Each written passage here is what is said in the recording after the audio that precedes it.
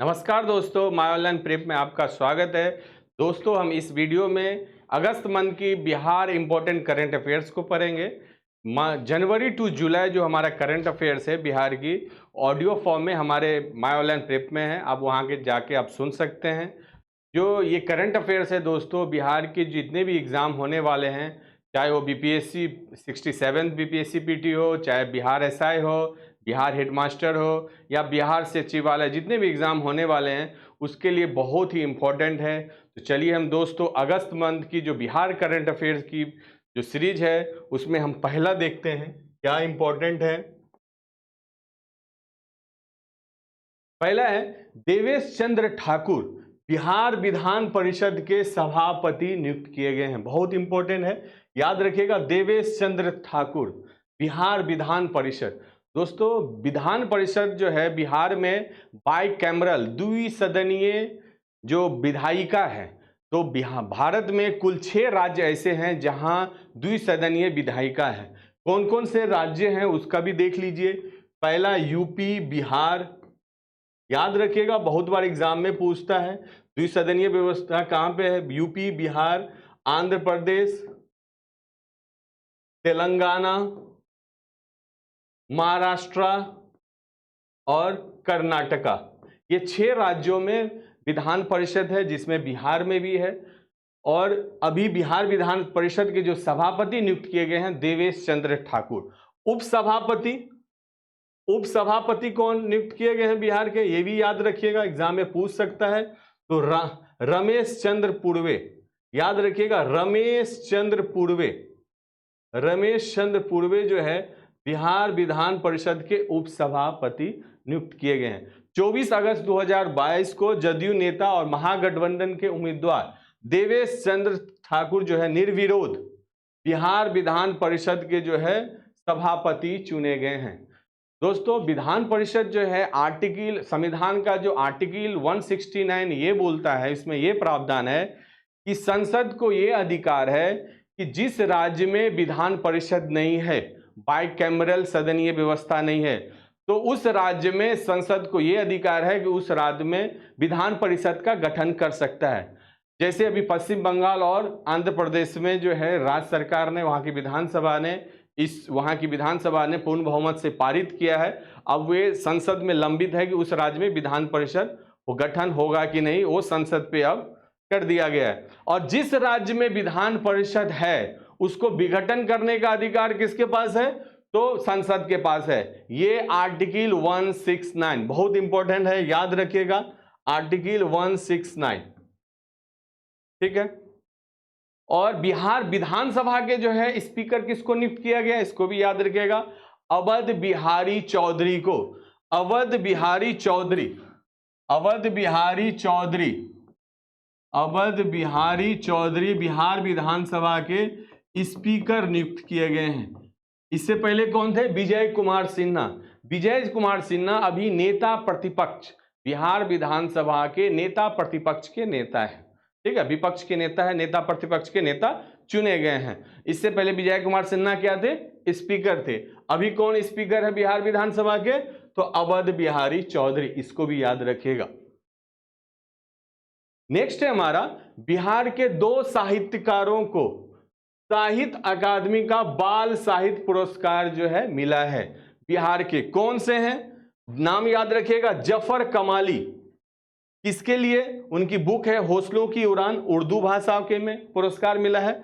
और डॉक्टर वीरेंद्र झा को मैथिली बाल कथा संग्रह उड़ान छू के लिए जो है पुरस्कार दिए जाने की घोषणा की गई है। याद रखिएगा, 2 साहित्यकार को साहित्य अकादमी बाल साहित्य पुरस्कार से नवाजा गया है।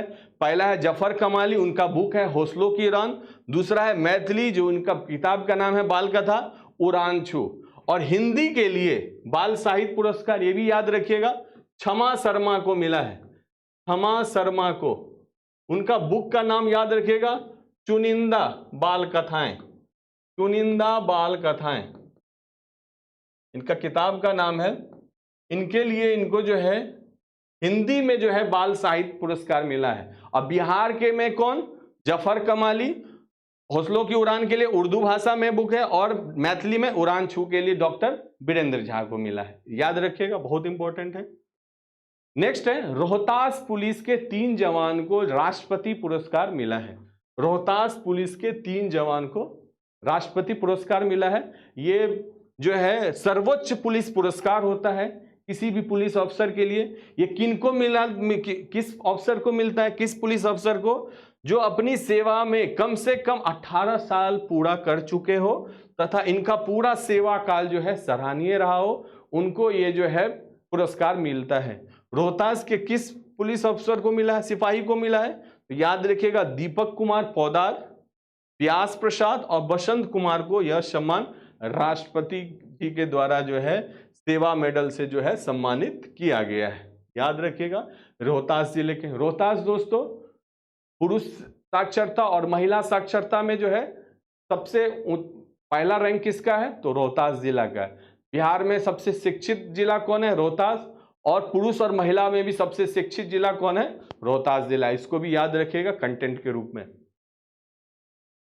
नेक्स्ट है हमारा नीतीश कुमार। माननीय नीतीश कुमार जो है बिहार के 8वीं बार बिहार के मुख्यमंत्री बने हैं। इसको याद रखिएगा, पूछ सकता है बीपीएससी में या कोई भी एग्जाम जो बिहार से संबंधित कोई भी एग्जाम हो, पूछ सकता है कि नीतीश कुमार कुल कितनी बार मुख्यमंत्री बने हैं। तो याद रखिएगा 8वीं बार।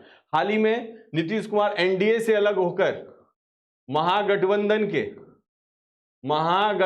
के नेता बने हैं।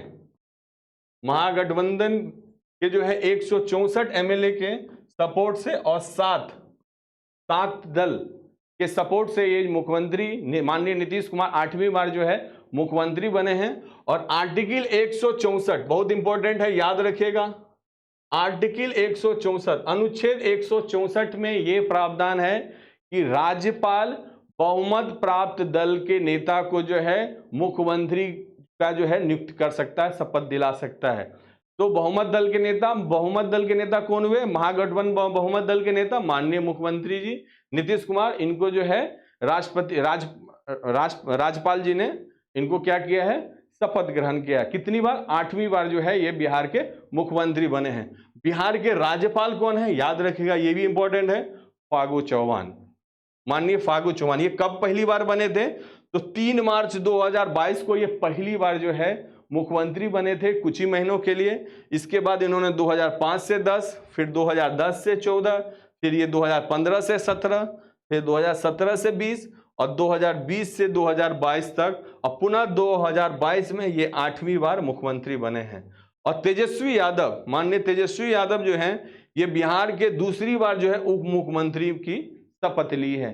ये भी याद रखिएगा। नेक्स्ट है हमारा अतुल प्रसाद।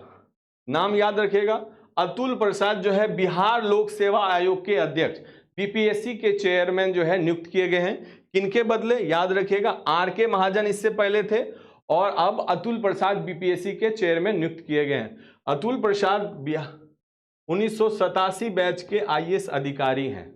और जो लोक सेवा आयोग है दोस्तों, इसका जो है संविधान में भाग 14 भाग 14 में आर्टिकल 315 से 323 तक में जो है इसके बारे में उल्लेख किया गया है। और जो बीपीएससी का जो गठन हुआ है, कब हुआ है? 1 अप्रैल, ये भी याद रखिएगा, 1 अप्रैल 1949 को जो है बीपीएससी का गठन हुआ था। और इसके पहले चेयरमैन कौन थे? तो राजनधारी सिन्हा। याद रखिएगा, राजनधारी सिन्हा जो इसके पहले चेयरमैन थे। और जो बीपीएससी का जो सदस्य की जो अध्यक्ष जो बनता है, उसकी योग्यता जो है संविधान में उल्लेखित नहीं है। यह है कि जो भी 10 साल कम से कम राज्य सरकार के अधीन या सेंट्रल गवर्नमेंट के अधीन जो कार्यरत होंगे, वही अधिकारी को जो है बीपीएससी का चेयरमैन बनाया जाता है, अध्यक्ष बनाया जाए। इसमें कुल कितने सदस्य होते हैं, ये निर्धारित राज्यपाल पे है। लगभग 8 से 10 इसमें सदस्य होते हैं, मगर संविधान में इसका कोई उल्लेखित नहीं किया गया। याद रखिएगा, अतुल प्रसाद जो है बिहार लोक सेवा आयोग के अध्यक्ष जो है नियुक्त किए गए हैं। नेक्स्ट इंपॉर्टेंट जो है अगस्त मंथ का न्यूज है कि कॉमनवेल्थ गेम जो 2022 में इंग्लैंड के बर्मिंघम शहर में हुई थी, उसमें बिहार के मुंगेर जिला निवासी चंदन कुमार सिंह ने लॉन्स बॉल में जो है सिल्वर मेडल जीता है। लॉन बॉल्स जो होता है दोस्तों, घास का एक मैदान होता है जिसमें एक खिलाड़ी बॉल को रोल करते हैं, फिर वो मैदान में फेंकते हैं, फिर खिलाड़ी उठा के आगे बढ़ते हैं। इस टाइप का एक गेम है लॉन बॉल्स, जिसमें इन्होंने सिल्वर मेडल जीता। ये बिहार के मुंगेर निवासी हैं। और कॉमनवेल्थ गेम में दोस्तों भारत ने कुल टोटल 61 मेडल लाए हैं, जिसमें 22 गोल्ड है, 16 सिल्वर है, याद रखिएगा, और 23 जो है ब्रॉन्ज है, 23 ब्रॉन्ज है, इसको याद रखिएगा। 23 जो हमारा ब्रॉन्ज है। कुल 61 मेडल लाए हैं, जिसमें सिल्वर मेडल जो है 16 सिल्वर मेडल में बिहार के चंदन कुमार सिंह भी है। उनके साथ जो है सुनील बहादुर, नवनीत सिंह, चंदन कुमार सिंह और दिनेश कुमार जो है शामिल थे लॉन्स बॉल में, जिन्होंने सिल्वर मेडल जो है लाए हैं। और बिहार के ये मुंगेर निवासी हैं। इससे पहले चंदन कुमार सिंह का जो था एशियन चैंपियनशिप 2017-16 में इन्होंने गोल्ड जीता था, और 2014 में इन्होंने जो है सिल्वर मेडल जो है अपने नाम किए थे। याद रखिएगा, कॉमनवेल्थ गेम 2022 में जो इंग्लैंड के बर्मिंघम शहर में हुई थी, बिहार के चंदन कुमार सिंह लॉन बॉल्स में जो है सिल्वर मेडल जो है इन्होंने जीत के लाया था। ठीक है, याद रखिएगा। नेक्स्ट है मनरेगा, महात्मा गांधी ग्रामीण रोजगार गारंटी अधिनियम, Mahatma Gandhi national rural employment guarantee act कब बना था? याद रखिएगा 2005 में ये कानून बना था। इस कानून का जो उद्देश्य है, जो आजीविका, ग्रामीण क्षेत्रों में आजीविका की सुरक्षा को बढ़ाने का, आजीविका जो है लाइवलीहुड देना, 100 दिन की जो है गारंटी रोजगार ये की जो है ये बात करता है। 100 दिन की जो है रोजगार गारंटी आपको देगा, जिसमें इस जिला बिहार का जो प्रदर्शन है मनरेगा का 2022-23 में ग्रामीण विकास विभाग ने जो रिपोर्ट निकाली है, उसमें बक्सर जिला जो है अव्वल रहा है। बक्सर जिला अव्वल रहा है। उसके बाद जहानाबाद का, फिर वैशाली, गया और पूर्वी चंपारण का स्थान है। और जो सबसे निचला स्थान किसका है? शिवहर का, 32 जिलाओं में। और पटना जो है दोस्तों 31वां स्थान प्राप्त किया है 32 जिलाओं में मनरेगा। ठीक है, याद रखिएगा। महात्मा गांधी राष्ट्रीय ग्रामीण रोजगार गारंटी अधिनियम 100 दिन की गारंटी की, 100 दिन की रोजगार गारंटी है ये। और ये ग्रामीण क्षेत्रों में आजीविका की सुरक्षा बढ़ाने के उद्देश्य से किया गया था। और इसकी शुरुआत में इसका नाम था नरेगा राष्ट्रीय ग्रामीण रोजगार गारंटी अधिनियम था। और 2009 में 2 अक्टूबर महात्मा गांधी की जयंती होती है, और 2 अक्टूबर 2009 को इसका नाम मनरेगा पड़ गया। इसको भी याद रखिएगा। और 2022-23 में बिहार का जो प्रदर्शन रिपोर्ट है, उसमें बक्सर पहला स्थान पे है, और शिवहर सबसे निचला स्थान पे, और 31वां स्थान पे पटना जिला है। और इस रैंकिंग में जो है पहली बार अमृत सरोवर जो तालाब है, उसके कार्य को भी जो है शामिल किया गया है। नेक्स्ट है, इंपॉर्टेंट है, बिहार की 106 साल पुरानी खगोलीय वेधशाला ने यूनेस्को की धरोहर सूची में शामिल किया गया है। 106 साल पुरानी खगोलीय वेधशाला कहां पे है? इसको भी याद रखिएगा। मुजफ्फरपुर जिला के लंगट सिंह कॉलेज में 106 साल पुरानी खगोलीय वेधशाला को यूनेस्को की लुप्त प्राय धरोहर सूची में शामिल किया गया है। यह वेधशाला जो है 1906 में जो है कॉलेज परिसर में छात्रों को खगोलीय ज्ञान प्रदान करने के लिए की गई थी। और यूनेस्को ने इसको जो है ढूंढ निकाला है और इसको जो है धरोहर सूची में रखा। यूनेस्को दोस्तों United Nation educational scientific cultural organisation, इसकी जो स्थापना हुई है कब हुई थी? 16 नवंबर 1945 को। इसमें कुल कितने सदस्य हैं? 195 में। और 195 सदस्य में कौन है? जो हाल ही में इसमें जो हुआ है, कौन सा देश इसमें शामिल हुआ है? तो फिलिस्तीन। इसको भी याद रखिएगा। यूनेस्को का मकसद है विश्व में विज्ञान, संस्कृति और जो शिक्षा है उसको जो है प्रचार प्रसार करना, ताकि वैश्विक शांति और ये शिक्षा और संबंधों को जो है बढ़ावा देना इसका उद्देश्य है। साथ ही साथ ये शैक्षणिक कार्यक्रम भी चलाती रहती है और वैश्विक धरोहर की जितने भी इमारतें हैं और पार्क हैं उसको ये संरक्षित और संवर्धन करती है। और इस 106 साल पुरानी खगोलीय वेधशाला जो यूनेस्को ने धरोहर सूची में शामिल किया है मुजफ्फरपुर जिले के लंगर सिंह कॉलेज में जो है, उससे अब ये होगा कि यूनेस्को की जो वेधशाला की सूची में शामिल होने के बाद अब इसे पुनः पुनर्जीवित करने और संरक्षित करने की जो है उम्मीद जगी है। ये बहुत इंपॉर्टेंट है, इसको याद रखिएगा। नेक्स्ट है अंतर्राष्ट्रीय para badminton. Para badminton differently abled जो होते हैं वो उनमें जो है डबल्स में अंतर्राष्ट्रीय पैरा बैडमिंटन कहाँ हुआ था? थाईलैंड के पटाया शहर में। उसमें डबल्स में बिहार के सहरसा जिला निवासी अरवाज अंसारी ने कांस्य पदक जीता है। बहुत इंपॉर्टेंट है, याद रखिएगा। इससे पहले अरवाज अंसारी जो थे, जो अंतर्राष्ट्रीय पैरा बैडमिंटन हुआ था वो युगांडा में, वहां पे उन्होंने गोल्ड जीता था। और इस बार जो थाईलैंड के पटाया शहर में हुआ है अंतर्राष्ट्रीय पैरा बैडमिंटन, यहां पे इन्होंने कांस्य पदक जीता है। बहुत इंपॉर्टेंट है। इनके साथ जो खिलाड़ी थे डबल्स में, उड़ीसा के दीप रंजन बिशोई ने मिलकर देश के लिए जो है कांस्य पदक जीता है और ये सहरसा जिला के निवासी हैं। नेक्स्ट इंपॉर्टेंट है हमारा कृषि विभाग ने झांकी में मिला पहला स्थान।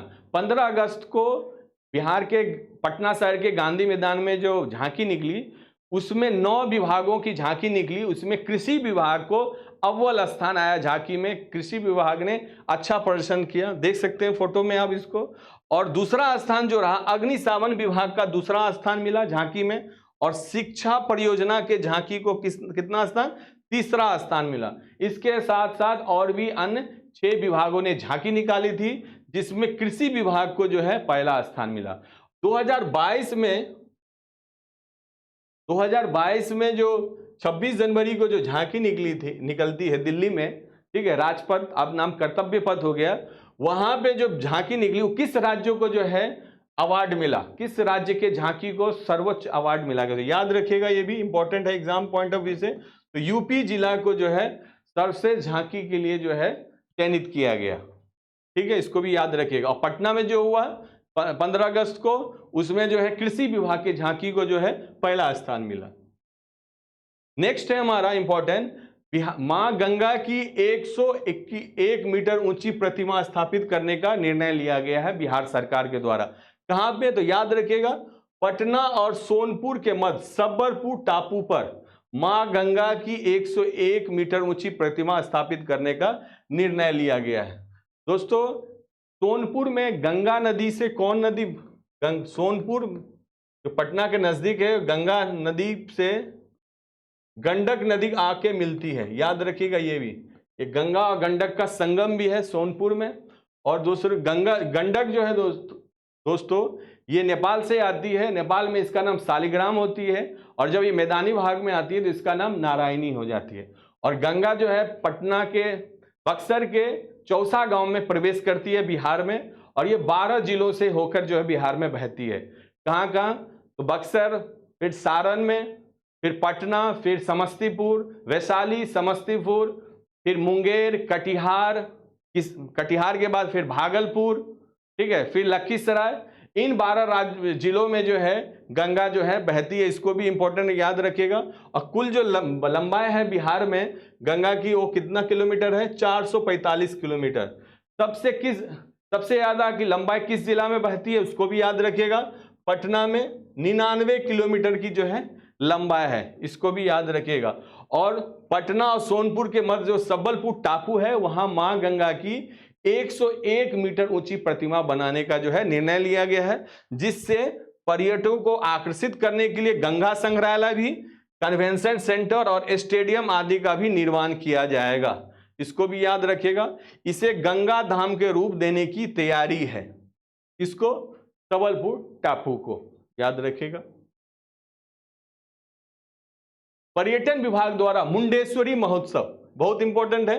कहां मनाया जाता है? जो आपके लिए जो इंपॉर्टेंट है, कैमूर जिला में, भभुआ जिला कैमूर जिला में जो है मुंडेश्वरी महोत्सव मनाया जाता है। 1994 में कैमूर जिला का नाम भभुआ था, उसको बदल के कैमूर जिला रख दिया गया है। और ये कैमूर जिला के भगवानपुर स्थित माता मुंडेश्वरी मंदिर परिसर में हर साल जो है मनाया जाता है ये आयोजन, मगर 2 साल जो है कोरोना काल के कारण ये महोत्सव रोक दिया गया था और इस बार जो है मनाया गया। मुंडेश्वरी महोत्सव ये बिहार पर्यटकों में जो है एक इसका स्थान है। अब बिहार पर्यटन में आइएगा तो मुंडेश्वरी मंदिर में भी लोग देश विदेश से भी लोग यहाँ पे आते हैं।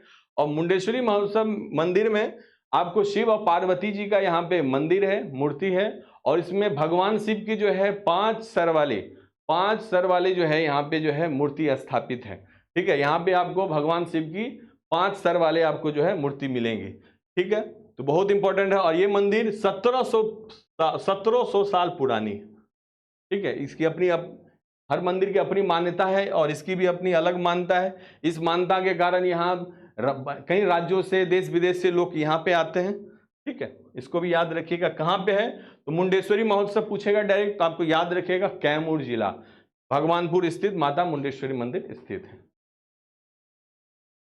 नेक्स्ट है हमारा 9वीं सीनियर राष्ट्रीय रग्बी प्रतियोगिता कहाँ हुआ है तो याद रखिएगा पाटलिपुत्र स्पोर्ट कॉम्प्लेक्स कंकरबाग पटना में हुआ था, जिसमें महिला में जो है बिहार ने खिताब जीता है। याद रखिएगा महिला टीम ने जो है पश्चिमी बंगाल को, बिहार ने पश्चिम बंगाल को हरा के जो है रग्बी सीनियर राष्ट्रीय रग्बी फुटबॉल प्रतियोगिता जीता है जो पटना में आयोजित था। और पुरुष में जो है हरियाणा ने जीता है। ये हरियाणा का यह दूसरा था और बिहार महिलाओं का जो है ये पहला सीनियर राष्ट्रीय रग्बी फुटबॉल में इन्होंने प्रतियोगिता में जीता है। इससे पहले जूनियर टीम जो था रग्बी फुटबॉल बिहार का वो हैदराबाद में राष्ट्रीय प्रतियोगिता में जूनियर टीम ने जो है फाइनल में जीत दर्ज की थी।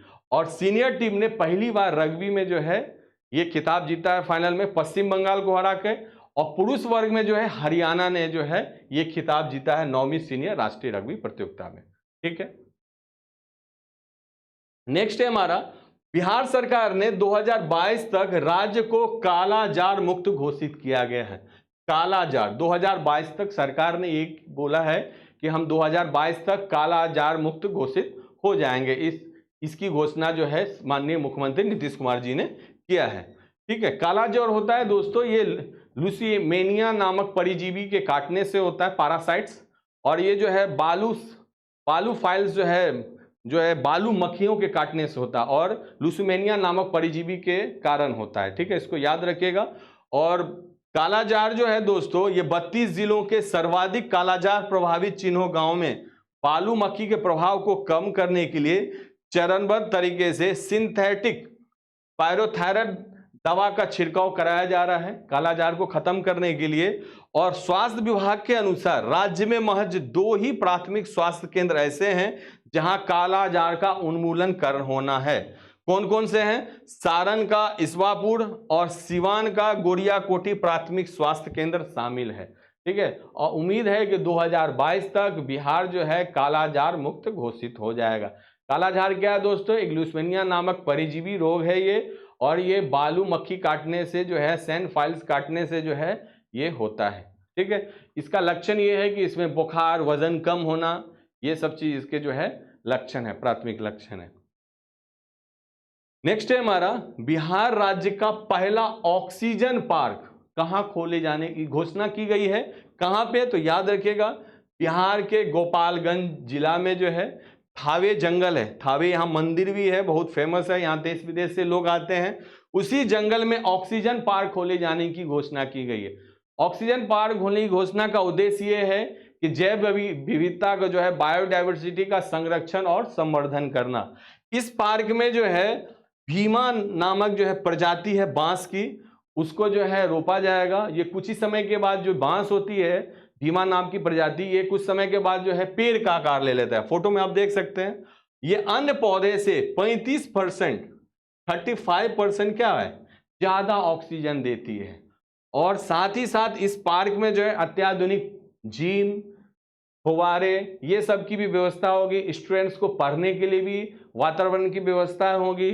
जो मॉर्निंग वॉक करते हैं उनके लिए भी व्यवस्था होगी। और इसी जंगल में थावे मंदिर भी है। तो थावे मंदिर जो देश विदेश से इस मंदिर को लोग जो है दर्शन करने आते हैं, उनकी भी व्यवस्था होगी इस पार्क में। तो और साथ ही साथ ये बांस के पौधे भी, भीमा प्रजाति के बांस के पौधे भी रोपा जाएंगे। तो इस तरह से बिहार में पहला ऑक्सीजन पार्क जो है खोलने की घोषणा की गई है, ताकि जैव विविधता का संरक्षण हो और संवर्धन हो। ठीक है, आशा करता हूं ये वीडियो आपको अच्छा लगा होगा। हमारे चैनल को अब तक आपने सब्सक्राइब नहीं किया है तो सब्सक्राइब जरूर करें।